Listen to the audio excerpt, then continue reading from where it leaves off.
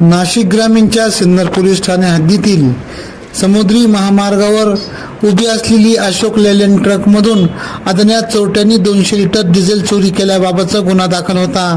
याबाबतचा तपास सिन्नर गुन्हे शाखा करीत असताना गोपनीय माहितीवरून पात्रे शिवार येथून शिवनाथ आव्हाड यास ताब्यात घेतले।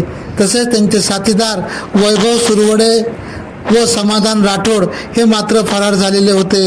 यांना चौकशी कामे ताब्यात घेत विचारपूस केली असता त्याने डिझेल चोरी केल्याची कबुली दिली। त्याच्या ताब्यातून 5 लाख रुपये किमतीची इर्टिका वाहन तसेच 9,000 रुपये किमतीचे डिझेल असे 5,08,799 रुपये किमतीचा मुद्देमाल हस्तगत करण्यात आला। सदरची कामगिरी सिन्नर पोलीस स्टेशनचे वरिष्ठ पोलीस निरीक्षक हेमंत कुमार भांबरे यांच्या मार्गदर्शनाखाली गुन्हे शोध पथकाचे पोलीस हवालदार समाधान बोराडे, नितीन डावकर, पोलीस शिपाई विनोद टिळे, कृष्णा कोकाटे, अप्पासाहेब काकड, प्रशांत सहाने यांनी केली। याबाबतचा पुढील तपास पोलीस हवालदार जालिंदर चौगुले करीत आहेत। AKP न्यूज साठी ब्युरो चीफ अनवर खान पठाण, नाशिक।